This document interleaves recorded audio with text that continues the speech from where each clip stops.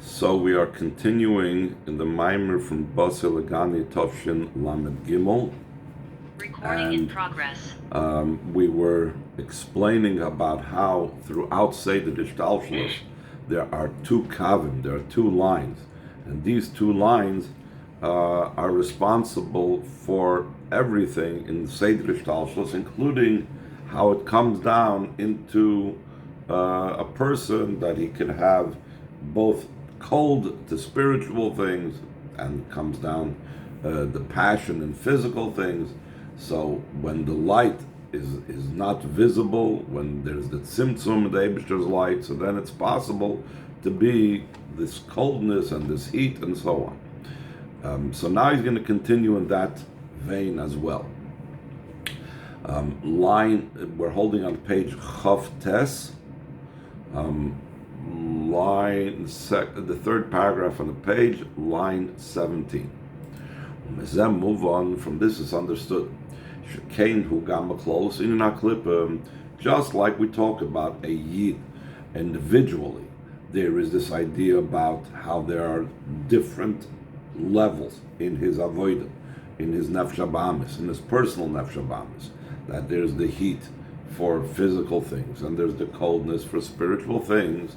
So from the fact that we have it in our own nefesh habahamis, it's understood how it is in general in Klippa as well. Since the nefesh habahamis of a yid comes from Klippas Noiga, so the fact that it's to be found by the nefesh habahamis, this is a reflection of the way it works in Klippas Noiga in general. That it has in it the two approaches and the two movements, the two attitudes that externally seem to be opposites, the heat and the cold. The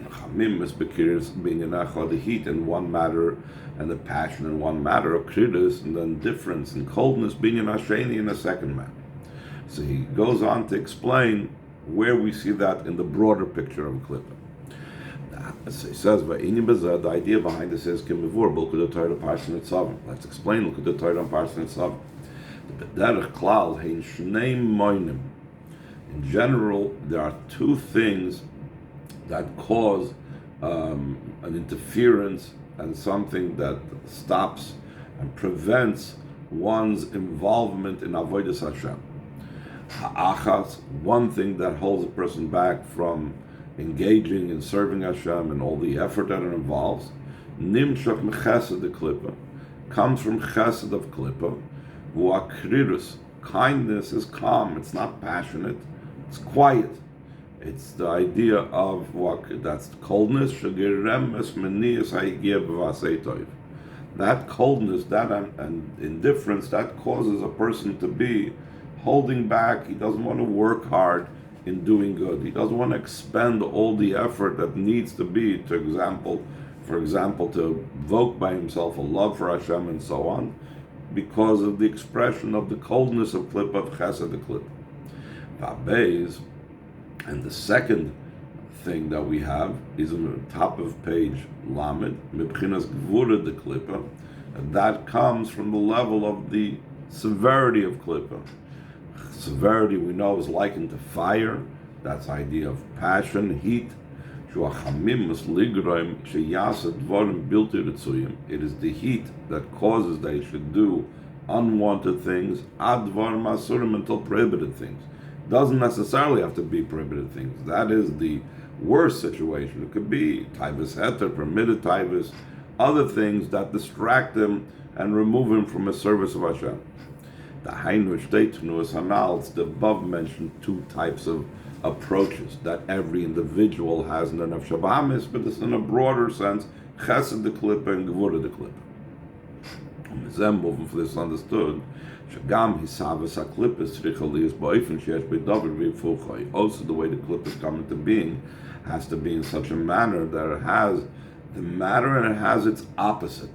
It has to have the way it comes into being has to include both one way and the opposite way. It needs to come into being in such type of way that it has two modes and etc. The idea behind this is like it's explained the Maimer titled Miyaldas Ivris from the Middle Rebbe, the Bir Maimer Eitz Chaim, in explaining the statement of the Eitz Chaim speaks about Seder Ishtalshlus. A person wants to have a whole list of levels of Seder Ishtalshlus, how one level comes from another, essentially. That's the go-to Sefer in Kabbalah, Eitz Chaim. So the Eitz Chaim says as follows, and we're not going to understand what this means till another few lines from now. Shemaimed hacholas haklippus, the place, the location of where the chambers of klippus are, hu bein oir pnimi la'oir makif. It is between the light of kedusha that is like memalakalam, it comes internalized, it comes inside of the Nivroim, and the Makif Dika light, the light that transcends, encompasses, that Soiviv Kolalmit, otherwise also known Beinei Cholos HaYosher LeCholos HaYgulim, between the chambers of the straight line indicates the Oir Pnimi, the line of a Malaklam, to the chambers of the circles, meaning the Makif, the transcendent, the encompassing light, Soiv Kalam. And Upneihem El Hapnimi Vachereim El Makif. These chambers of Klippus that stand between the Pnimi and the Makif, the face of these chambers of Klippus is towards the Pnimi light, and their backs is to the Makif light. So what does this mean? That the klippus are between the Oir Pnimi and the Oir Makif. How does that play out exactly? So essentially what he's going to explain inside, I'll just say the point outside, is that klippus have two ways how they derive their energy and vitality from Kedusha. One way is from the Pnimius HaOir. One way is from tapping in and getting from a malaklam, and we'll explain how that takes place. And another way is by getting also from soivev kolalmin, and we'll explain how that works. How do they get from soivev kolalmin? But that is the meaning of it stands between the pnimi and the makif, between the yosher and the igulim, because they're getting their chayas in two modes, in two fashions. Let's see it inside. Line 9. This is explained at more length in Torah with the title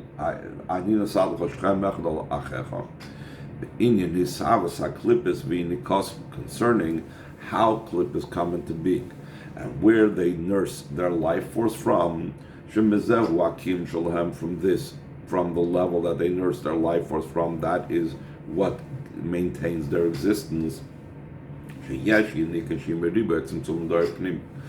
a way how it nurses its life force that's from the multiple constrictions of the Oir Pnimi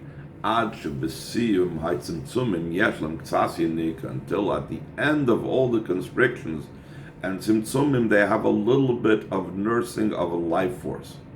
This is the way the klippus get from a malaklam from the Oir Pnimi. When we minimize and further minimize and make more tzimtzumim and more concealments and more coverings and more parsois until the godly life force is so completely constricted that there's a very tiny amount of divine energy left, that is one area and one way how they derive their life force and energy. That's what it means of Pneim El Pnimi, that they receive from the Pnimius, from the Oir Pnimi, from the Yosher, when it comes through many tzimtzumim. Aval, he says in line 13, but their main place where they nurse, where they derive their life force from, it says, Hashem tells Klippa, if you will rise up like an eagle, I will bring you down from there. Which means that Klippa in general has a way of rising up very high. What does that mean? The Hainum B'chinas Igulim, that they can receive from the level of the Igulim of the Makifim. What What it's talking about is as follows, that actually he's going to explain as it goes on. The level of makif is a level that's beyond details and does not distinguish between tzaddikim and rishoyim and etc. So from there, klippus can get from the level of the makif. True, it's chitzonius makif, that's a different discussion, but they can get from the makif. So that's what it means achareim ala makif, because they get by rising up so high to a level that doesn't distinguish between levels. Therefore, the ritzoinam, the desire of the klippus is sha'or pnimi yistalek v'yisalim ba'oris hamakifim, that the pnimius light, which is essentially primarily responsible for kedusha, that pnimius light should become concealed and should become elevated in the makif. Through Torah mitzvahs, we weaken klippa because we bring more and more of Hashem's pneumistic light coming down into kalim. When it comes down into the appropriate kalim in the full force of the light, then klippa cannot have any approach to it, then klippa cannot receive anything from it. Klippa tries to prevent Torah mitzvahs. When a person, chas v'sholem, messes up and doesn't do what's right and so on, so instead of the Or Pnimi coming down into the vessels, this Or Pnimi that's supposed to come into the vessels, it leaves, it departs, it becomes part of Or Makif. And then, being that there's what's shining is the Or Makif, that's where they can truly get their chayis from. And he explains the idea why from the Or Makif they can get their chayis as follows. Line 16. Shasham, over there by the Or Makif, Yochel Lias Ha'inyan, the Smom is Biadayim Tisapis, Vihi Bechol Melch. It says that there's a type of a type of spider that it's nothing, it's no big deal to catch it. It's you could grasp it with your hands. And still, no, it spins its web. You find it in the corners, the walls of the king's palace. What does that mean? This concept indicates that you can have a level that's a disgusting thing, an unwanted thing, and still in all, because it's a Chole Melech, it's the palace, it's the chambers of the king, he's too high to deal with this insignificant thing. So he explains, what does that mean? Beruchnius, line 17, in this level of makif, otherwise known as a Chole Melech, the chambers of the king, over there, the physical and the spiritual are equal. From this high level comes about the idea that if you have done righteousness, what have you given him? And if you've done many sins, what have you done to him? In other words, it's a level that's beyond sin, beyond righteousness, beyond mitzvah and aveda. So from such a high level, it's beyond these distinctions. Therefore, top of page Lamed Aleph, they could raise themselves, the klippa could raise themselves, ulakabel yunika misham, and to receive their nursing from these two levels, from that level, from the level of the makif. So we enumerated two ways how it could receive its chayis. It receives its chayis from many tzimtzumim of the Or Pnimi, and primarily from the makif, the transcendent level. And that's what it means. It stands between the Pnimi and the makif. Standing between the Pnimi and the makif means that it receives from both.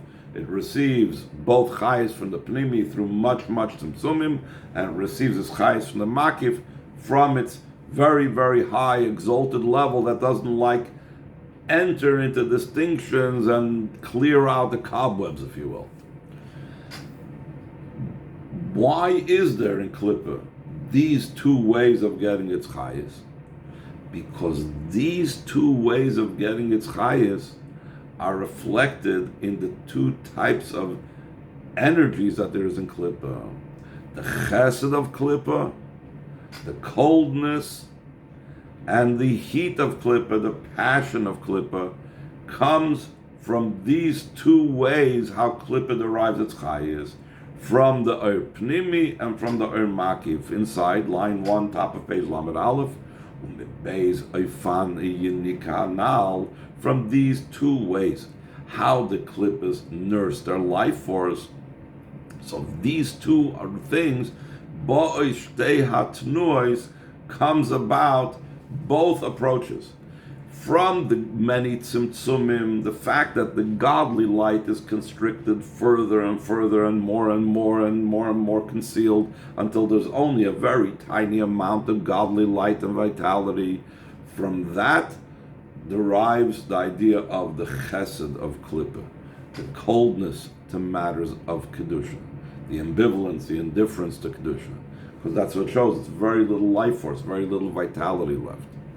From the makif of Klippa, from the makif that Klippa receives, which shows on an awesome power, a great power, from that greater power of Klippa, that comes the passion for gashmistika type of things, because the makif doesn't differentiate, like we said, between gashmis and ruchnis, and makif is very powerful, so that's why the heat and passion for the physical, that comes from the fact that the Klippa receives from the makif as well. Okay, let's continue in Ois Daled, page Lamed Aleph. Hine klolos avodas ha'adam v'birashtus nefesh habam is the general service of a person. In refining the foolishness of the nefesh habam is yaidei Torah mitzvahs, is through Torah study and through mitzvahs. Hine afshat Torah mitzad atzma hine lo mamein kol chai, even though Torah on its own is concealed from the eyes of all living beings, and I will be a plaything before him. In other words, it's Hashem's own private enjoyment. Lefonov, it's before him, his enjoyment. So even though it's such a high level, despite that high level, it also engages as a counterbalance and an antidote to Klippim. It's brought down the Gemara Baros, Yetzirah Baros, Lo Torah Tavlin. I created the Yetzirah and I created the Torah as the antidote to the Yetzirah. V'hainu sheyesh b'Torah gama inyan shehi tavlin liYetzirah. In addition to what we said before, that Torah has in it the idea that it's concealed from all living beings and it's Hashem's plaything. In addition to that, there's a component of Torah which is a counterbalance and takes care of the Yetzirah. And not only is it in Torah, but we find these two sides in mitzvahs as well. In a similar way, there's also in the mitzvah Shem Chukav Umishpatav. And they are his laws, his statutes, his rules, meaning it's like something personal to him. It's his own personal thing, just like we said about Torah is Hashem's personal plaything. Yet, on the other hand, we say Ari Isa, when Medrash is brought down the Medrash Kimayf, does it then make a difference to Hashem whether a person shechts by cutting the neck, or does it he shechts by cutting the throat, or by cutting the neck? So in other words, as far as Hashem is concerned, the mitzvah has no impact on the Eibishter. The mitzvahs are only given to refine the creatures, to refine people. Like to explain at length in Moreh Nevuchim of the Rambam.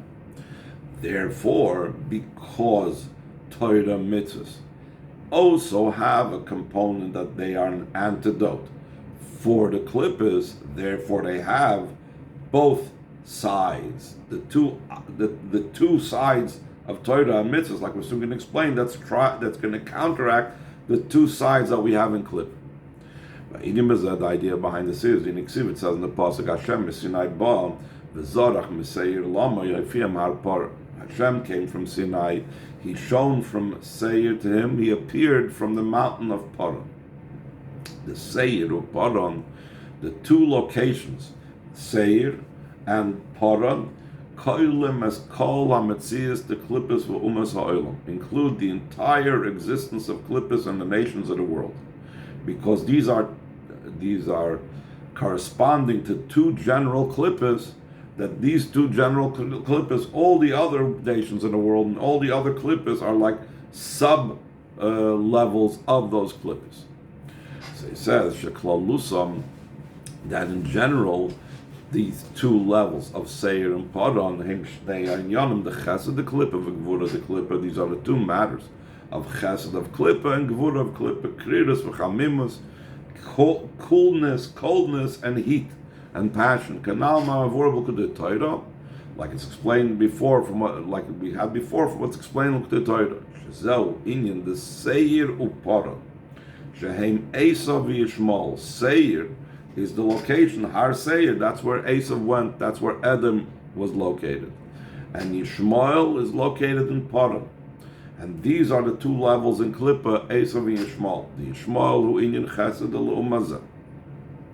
Yishmael is Chesed of Klippa. Because it says, Loik Avram sheyotza manu Yishmael. Avram was Chesed of Kedusha, and he had Yotza, it went out. The Klippa that was derived from him was Yishmael, which is Chesed of Klippa. The Esav who inyan Gvura al-Umazah. Esav was, it says, Loiki Yitzchak sheyasa menu Esav. As we know, Yitzchak is the level of Gvura of Kedusha, Pachad Yitzchak. Then what came out from him in Klippa, what was resulting in Klippa, was the level of Esav, of Gvura of Klippa. For this it says that Hashem came from Sinai and he shone in Seir and he went to Paran. Like it's explained in the Medrash. As a Torah, I'll call on top of Pei Lamed Beis, that Hashem took the Torah and offered it to every nation and every language. It's explained in Chassidus the reason for this. Why did Hashem have to offer it to every nation? The Lechura seemingly Kiv and Shaloi Kibluah, since they did not accept it. It wasn't like in the cards. They weren't going to accept the Torah. So why go through his whole sham? Why did Hashem have to go with the Torah and offer it to all the nations? So the offering of the Torah to the different nations, that is hinted also in that pasuk, Hashem Sinai Ba v'Zarach Meseir Lamai Afia Mahar Paran, is indicative of that. That's where the Medrash learns it out. He went to Seir and he offered it. He went to Paran and he offered it, and they all refused. And this was like, and by extension, also all the other nations. But what was the purpose? So Chassidus explains, Shaydez and Nasa Efshari, is through offering it to all the nations became the possibility that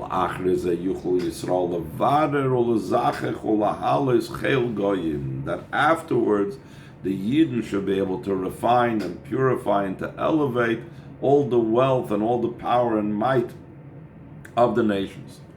Till the way it says in the pasuk, B'shalach Pari Sa'am, it says when Pari sent the nations.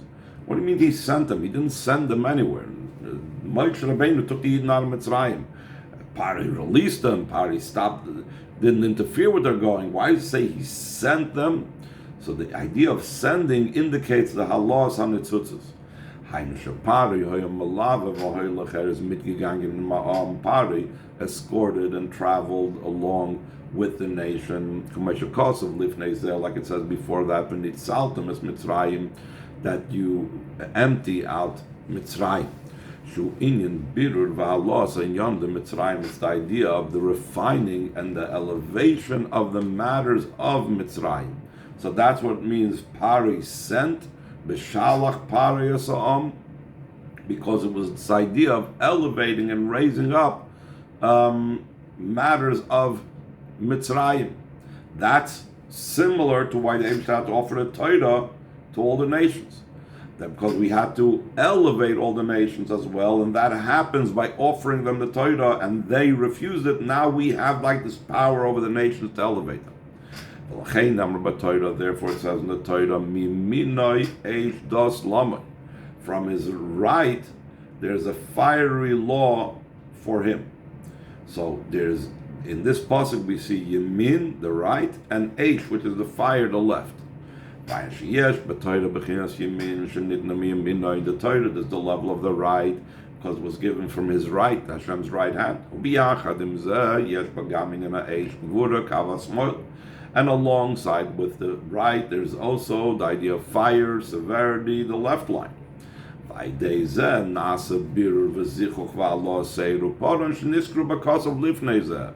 having both the right and the left in Torah, therefore it can be refined and purified in the elevation of Seir and Paran that says in the pasuk before that. In the pasuk before that it says, Hashem Mesinai Ba v'Zarach Meseir Lamai Afia Mahar Paran, and then it says Mimina Yesh Das Lamai, because when you have the right and left in Torah, you're able to deal with the right and left in Klippa, which is Yishmael and Esav. That is in Torah. In mitzvahs as well, it says, line 13, Valderach zegam benegel mitzvahs, so too also concerning mitzvahs. Like the Tzemach Tzedek explains in the Maimer entitled, I gave you one extra portion over your brothers, those parts that were left out of Eira Torah. So over there he explains, in that Maimer, he explains being in Cherev Pifiyos. He explains about the sword that's of Pifiyos. What does Pifiyos mean? Cherev shel shtei piyos, a double-edged sword. Why does one need a double-edged sword? Because what we just now said, that klippos take their energy and derive their energy from two sides. So he says, to be able to prevent the nursing of the klippos in both types of ways, to get from the makif. And the pnimi, you need to have a double-edged sword. Every edge is for a different type of way of nursing, which is the two ways, that the klippos get through the constriction and the descent of the light, and through rising up to the level of makif. And now that's what was explained in the Maimer of Friedrich, the Mittler Rebbe.